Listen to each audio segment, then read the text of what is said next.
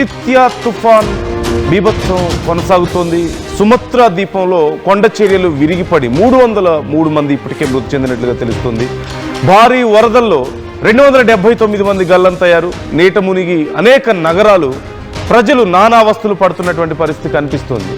ఇప్పటికే జనజీవనం స్తంభించిపోయింది. చాలా ప్రాంతాల్లో రోడ్లు, కమ్యూనికేషన్, మౌలిక సదుపాయాలు పూర్తిగా ధ్వంసమైనట్లుగా తెలుస్తోంది. హెలికాప్టర్ల ద్వారా సహాయక చర్యలు చేపడుతోంది రెస్క్యూ సిబ్బంది. ఇప్పటి వరకు 80,000 మందిని రెస్క్యూ చేసినట్లుగా సమాచారం అందుతోంది. ఎంతమంది ప్రాణాలు కోల్పోయారు, ఎంతమంది గల్లంతయ్యారు అనేది కూడా కనీసం తెలియడం లేదు. సిచ్యువేషన్ చాలా భయంకరంగా ఉంది. ఇప్పటికీ మీరు స్క్రీన్లో చూస్తున్నారు, ఎక్కడ చూసినా సరే నీరే కనిపిస్తోంది. వరద ప్రవాహం, ఇళ్ళు కొట్టుకుపోతున్నాయి, ఊళ్ళే కొట్టుకుపోతున్నటువంటి పరిస్థితి కనిపిస్తోంది.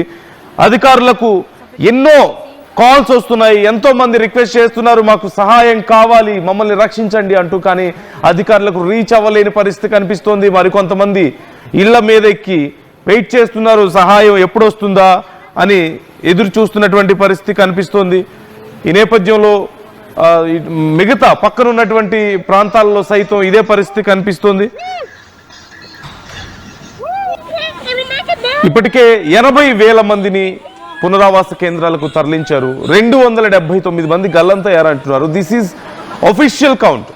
ఇక అన్అఫీషియల్ గా అందుతున్నటువంటి సమాచారం ప్రకారం ఇంకా భారీ ఎత్తున చాలా మంది గల్లంతయ్యారని, ఇప్పటికీ వస్తున్నటువంటి మృతుల సంఖ్యతో పోల్చుకుంటే మరింత పెద్ద ఎత్తున మృతులు ఉండేటువంటి అవకాశం ఉంది అంటున్నారు.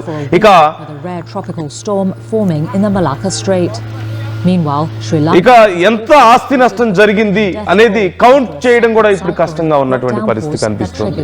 ఎక్కడ రోడ్లు ఉన్నాయో, ఎక్కడ గుంతలు ఉన్నాయో కానీ తెలియని పరిస్థితి. ఎటు చూసినా నీరే కనిపిస్తుంది.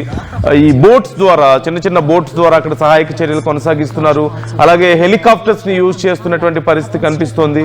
ఒకసారి మీరు ఉన్నటువంటి సిచ్యువేషన్ ని చూడొచ్చు. ఓవైపు అక్కడ బోట్స్ ద్వారా అక్కడ ఉన్నటువంటి ఈ రెస్క్యూ టీమ్స్ అందరూ కూడా బోట్స్, హెలికాప్టర్స్ యూజ్ చేస్తున్నారు.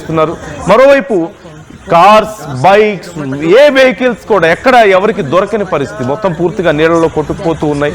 అసలు ఎప్పట్లోపు ఈ పరిస్థితి అదుపులోకి వస్తుంది అనేది మాత్రం తెలియడం లేదు. ఇంకా ఎంత సమయం పడుతుంది అనేది తెలియడం లేదు. 20 సెంటీమీటర్లకు పైగా వర్షపాతం నమోదైనట్లుగా తెలుస్తోంది. గత 300 ఏళ్లలో ఎన్నడూ లేనంత విధ్వంసం ఇప్పుడు ఈ వరదల వల్ల కనిపిస్తోంది. 20 సెంటీమీటర్లకు పైగా వర్షపాతం, అంటే మోస్ట్లీ కాన్సన్ట్రేటెడ్ రెయిన్ఫాల్ కనిపిస్తుంది. కొన్ని ఏరియాల్లో అతి తీవ్రమైనటువంటి వర్షం నమోదవడం, మరోవైపు పైన నుంచి వస్తున్నటువంటి వరద ఇక్కడ బీభత్సం సృష్టిస్తున్నటువంటి పరిస్థితి కనిపిస్తుంది. అనేక మంది చిన్నారులు కూడా గల్లంతయ్యారు. ఎంతో మంది మహిళలు గల్లంతైనట్లుగా తెలుస్తోంది. ఎన్నో భవనాలు కూలిపోతున్నాయి. ఇక ఎప్పటిలోపు మళ్ళీ తిరిగి వాళ్ళ గమ్యస్థానాలకు చేరుకుంటారో కూడా తెలియని పరిస్థితి కనిపిస్తుంది. సహజంగా మనం చూస్తుంటాం, వరదలు వస్తే ఒక 1 వీక్ 10 డేస్కి అయినా సరే పూర్తిగా పరిస్థితి అదుపులోకి వస్తూ ఉంటుంది. కానీ ఇప్పుడు అధికారుల అంచనా ప్రకారం మళ్ళీ తిరిగి కొన్ని ప్రాంతాల్లో వాళ్ళ సొంత ఇళ్లకు వెళ్ళాలి అంటే సుమారుగా 1 రోజులకు పైగా సమయం పడుతుంది అని చెప్పి అంచనా వేస్తున్నట్లుగా తెలుస్తుంది. కొన్ని ప్రాంతాల్లో ఇట్ టేక్స్ 20 డేస్, కొన్ని ప్రాంతాల్లో 30 డేస్ వరకు కూడా సమయం పడుతుందంటూ అధికారులు చెప్తున్నారంటే పరిస్థితి ఎంత భయంకరంగా ఉందో అర్థం చేసుకోవచ్చు. మరోవైపు మరొక 1 వారం రోజులకు పైగా ఈ వరదల ప్రభావం అక్కడ ఉండబోతోంది అంటున్నారు. ఇప్పటికే భారీగా నష్టపోయినటువంటి ప్రజలు ఈ మరొక 1 వారం రోజుల వరకు ఈ ప్రభావం ఉంటే ఎంత దారుణమైనటువంటి పరిస్థితులు ఉంటాయో ఒకసారి మనం అర్థం చేసుకోవచ్చు. సో ఓవరాల్గా ఇప్పుడున్నటువంటి పరిస్థితుల్లో అక్కడ ప్రభుత్వాలు ఇతర దేశాల్లో నుంచి సైతం హెల్ప్ను ఎక్స్పెక్ట్ చేస్తున్నటువంటి పరిస్థితి కనిపిస్తోంది. పూర్తిగా రోడ్లన్నీ కొట్టుకుపోయాయి. చాలా ప్రాంతాల్లో ఊళ్ళే కొట్టుకుపోయాయి. అంతకుముందు అక్కడ ఒక ఊరు ఉంది అని చెప్పుకోలేని పరిస్థితి ఉంది. చాలా ప్రాంతాల్లో రోడ్లు కొట్టుకుపోయాయి, బ్రిడ్జెస్ కొట్టుకుపోయాయి. చివరికి ఆ స్థానిక ఎయిర్పోర్ట్ సైతం పూర్తిగా క్లోజ్ అయిపోయింది. రాకపోకలన్నీ ఆగిపోయినటువంటి పరిస్థితి కనిపిస్తోంది. భారీగా నష్టం వాటిల్లినటువంటి సందర్భాలు, చాలా ఇళ్ళు బురదతో నిండిపోయాయి కొన్ని ప్రాంతాల్లో. సో మరోవైపు అక్కడ అధికారులు రిక్వెస్ట్ చేస్తున్నారు, అక్కడి ప్రభుత్వాలు రిక్వెస్ట్ చేస్తున్నాయి, తమకు సహాయం అందించండి అంటూ ఇతర దేశాల నుంచి సైతం రిక్వెస్ట్ చేస్తున్నటువంటి పరిస్థితి కనిపిస్తోంది. సో మీ అభిప్రాయాలు ఎలా ఉన్నాయి? ఇంత విధ్వంసాన్ని మీరు ఎప్పుడైనా చూసారా? ఇంత భయంకరమైనటువంటి వరదల్ని మీరు ఎప్పుడైనా చూసారా? చూస్తే ఒకవేళ మీకు ఐడియా ఉంటే కామెంట్ చేసే ప్రయత్నం చేయండి. మరొక వారం రోజుల పాటు ఈ వరదల ప్రభావం ఉంటుంది అంటూ చెప్తున్నారు. భూకంపాలకు సైతం కొంత అక్కడ ఫ్రీక్వెంట్ గా మనం చూస్తూ ఉంటాం. ఇండోనేషియాని రింగ్ ఆఫ్ ఫైర్ అని పిలుస్తూ ఉంటారు. ముఖ్యంగా ఈ సుమత్రా దీవి ప్రకృతి విపత్తులు రెగ్యులర్గా ఇక్కడ జరుగుతూ ఉంటాయి. రెగ్యులర్గా మనం భూకంపాలను చూస్తూ ఉంటాం. అలాగే వాల్కనోస్ ఉన్నాయి దగ్గరలో. ఇప్పుడు ఇవన్నీ సరిపోవన్నట్లు మరొకసారి వరదలతో ముంచెత్తున్నటువంటి పరిస్థితి కనిపిస్తున్న సందర్భాన్ని మనం చూస్తున్నాం.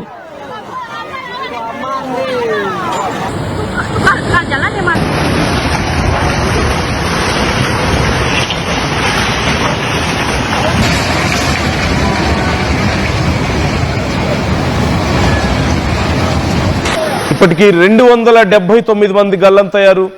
అనేక నగరాలు నీట మునిగినటువంటి పరిస్థితి కనిపిస్తుంది. ఈ జనజీవనం పూర్తిగా అస్తవ్యస్తం అయిపోయింది. చాలా ప్రాంతాల్లో రోడ్లు, కమ్యూనికేషన్స్, మౌలిక సదుపాయాలన్నీ పోయాయి. అలాగే ఎలక్ట్రిసిటీ దెబ్బతిన్నది, సప్లై దెబ్బతిన్నది. హెలికాప్టర్ల ద్వారా ఇప్పుడు సహాయక చర్యలు కొనసాగుతున్నాయి, రెస్క్యూ ఆపరేషన్స్ కొనసాగుతున్నాయి.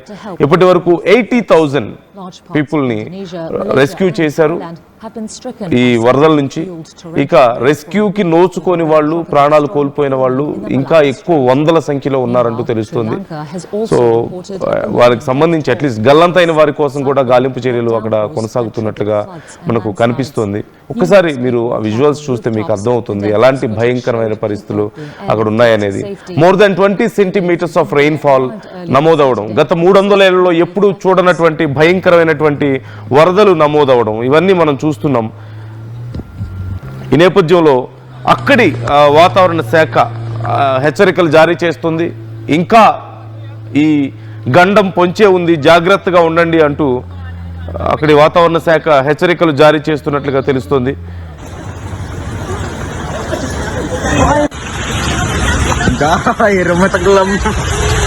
Rumah tenggelam anjay. Orang Bali ya? Ya. Orang Bali. Adalah.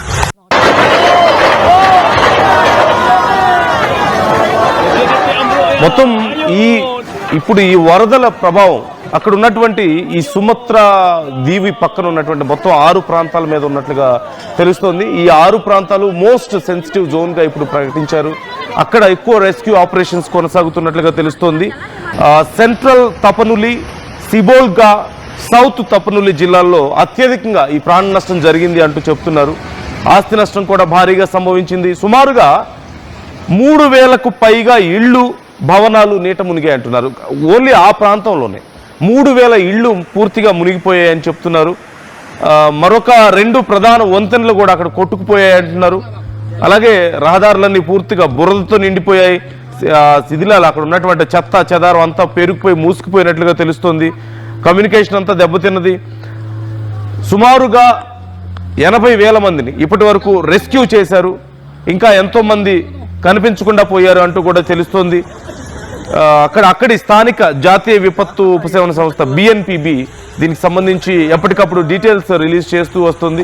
కాకపోతే ఇక్కడ ఈ వీళ్ళ ముందున్నటువంటి అతిపెద్ద ప్రశ్న ఎప్పటిలోపు ఈ వరదలు తగ్గుతాయి అనేది. మరొక వారం రోజుల పాటు వీటి ప్రభావం ఉండబోతుంది అంటున్నారు. నెక్స్ట్ రాబోతున్నటువంటి మరొక 2-3 రోజుల పాటు ఇంటెన్సిటీ చాలా తీవ్రంగా ఉన్నప్పటికీ కొద్దిగా తగ్గుముఖం పడుతుంది. ఆ తర్వాత సుమారుగా పూర్తి స్థాయిలో సిచ్యువేషన్, ఈ వరదలు తగ్గడానికి ఒక వారం రోజుల సమయం పట్టే అవకాశం ఉంది అంటున్నారు. కానీ తిరిగి జనజీవనం సాధారణ స్థితికి చేరుకోవడానికి మాత్రం నెలకు పైగా పట్టొచ్చు. అంటే వాళ్ళ ప్రాంతాలకు తిరిగి వెళ్ళడానికే నెలకు పైగా పట్టొచ్చు అంటున్నారు. ఎందుకంటే చాలా ప్రాంతాల్లో రోడ్ కనెక్టివిటీ పోయింది, బ్రిడ్జెస్ దెబ్బతిన్నాయి, అలాగే ఎయిర్ సర్వీసులు లేవు. సో తిరిగి కనీసం వెళ్ళలేని పరిస్థితి. వెళ్ళినా అక్కడ ఏమీ మిగలలేదు. వాళ్ళ ఇల్లు కొట్టుకుపోయాయి, ఇంట్లో వస్తువులు ఏమీ మిగలని పరిస్థితి కనిపిస్తుంది. సో ప్రభుత్వం మళ్ళీ ప్రత్యేకంగా వాళ్ళకి ఇల్లు కట్టివ్వాల్సినటువంటి సందర్భం కనిపిస్తుంది. మరోవైపు నదులు ఉధృతంగా ప్రవహిస్తున్నాయి. ఆ నదీ పరివాహ ప్రాంతాల్లో ఇంకా ఎక్కువ సమయం పట్టే అవకాశం ఉంది అని చెప్పి కూడా చెప్తున్నటువంటి పరిస్థితి కనిపిస్తుంది. సో ఇలా దాదాపుగా మరొక అంచనా ప్రకారం చూస్తే సుమారుగా 3,000 కూడా కాదు, అంతకంటే ఎక్కువ వీళ్ళే నష్టపోయి ఉన్నాయని చెప్పి మరొక సంస్థ అంచనా వేస్తుంది అక్కడ. సో ఇలా ముఖ్యంగా ఎక్కువ ఇంటెన్సిటీ ఉన్నటువంటి ప్రాంతం సిబోల్గా, ఈ ప్రాంతంలో ఎక్కువ నష్టం జరిగినట్లుగా తెలుస్తుంది. అలాగే తపనులి, ఈ ప్రాంతం, ఈ రెండు ప్రాంతాలు అతి తీవ్రంగా దెబ్బతిన్నట్లుగా తెలుస్తుంది. మొత్తం ఇది ఒక 17,000 ద్వీపాల సమూహం ఇండోనేషియా. రింగ్ ఆఫ్ ఫైర్ అని పిలుస్తూ ఉంటారు. అక్కడ వాల్కనీస్ ఎక్కువగా ఉంటాయి, ఎక్కువగా చాలా ఫ్రీక్వెంట్గా ఎర్త్ క్వేక్స్ వస్తూ ఉంటాయి. ఇప్పుడు వరదలు ఈ స్థాయిలో రావడం అయితే ఇంతవరకు ఎప్పుడు చూడలేదంటున్నారు. This is worst. వాళ్ళు చూసిన దాంట్లో ఇంత భయంకరమైన పరిస్థితి ఎప్పుడు చూడలేదు. అండ్ 300 yearsకి ఒకసారి మాత్రమే ఇంత దారుణమైనటువంటి పరిస్థితులు వస్తూ ఉంటాయనేది కూడా అంచనా వేస్తున్నటువంటి సందర్భాన్ని మనం చూస్తున్నాం. ఎప్పటికప్పుడు మీకు అక్కడ ఉన్నటువంటి సిచ్యువేషన్ను అప్డేట్ చేస్తూ ఉంటాం. ఎప్పటికప్పుడు మీకు ఆర్టీవీ డీటెయిల్స్ ఇస్తూ ఉంటుంది. వరదలకు సంబంధించి, అక్కడ ఉన్నటువంటి సిచ్యువేషన్కి సంబంధించి ఈవెన్ ఇండియా కూడా దీన్ని చాలా క్లియర్గా అబ్జర్వ్ చేస్తుంది. భారతదేశం సైతం కొంత సహాయాన్ని అందిస్తున్నట్లుగా తెలుస్తుంది, సహాయం చేసేందుకు ముందుకు వచ్చినట్లుగా తెలుస్తుంది ఇండోనేషియాకు. మరోవైపు ప్రపంచ దేశాలు ముందుకు వస్తున్నాయి వాళ్ళకి హెల్ప్ చేయడానికి ఆర్థికంగా, అలాగే అక్కడ ఉన్నటువంటి వాళ్ళకి ఈ ఫుడ్ కానీ లేదంటే కొన్ని రకాల వస్తువులు కల్పించేందుకు ముందుకు వస్తున్నట్లుగా తెలుస్తుంది. మెడికల్ కిట్స్ లాంటివి పంపించడం, ఇలా చిన్న పిల్లలు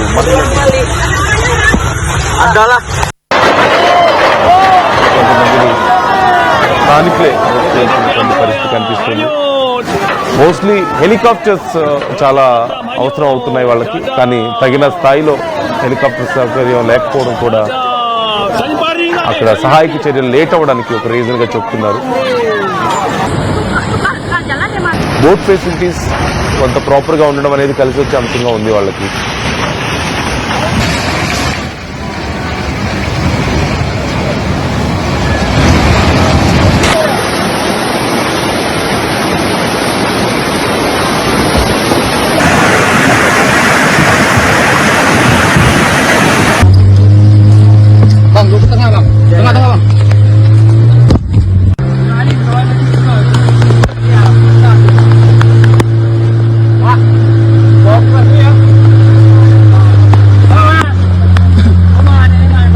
Pegang pohon samping lo. Tunggu.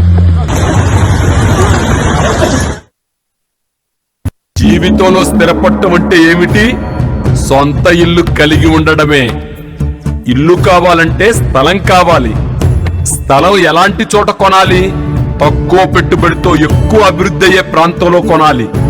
అలాంటి స్థలం హైటెక్ సిటీ ఓఆర్ఆర్ దగ్గర మిస్ అయ్యాం కదా, ఇప్పుడు త్రిబులార్ దగ్గర మిస్ అవ్వకూడదు. షాద్నగర్ వైపున్న త్రిబులార్కు చేరువలో నూతన వెంచర్ అమేయ నందు అప్రూవ్డ్ ప్లాట్లు అందుబాటులో ఉన్నాయి. ఒక్కసారి సకుటుంబంగా విచ్చేసి సరైన నిర్ణయం తీసుకోండి. స్వర్గసీమ వారి నూతన వెంచర్ అమేయ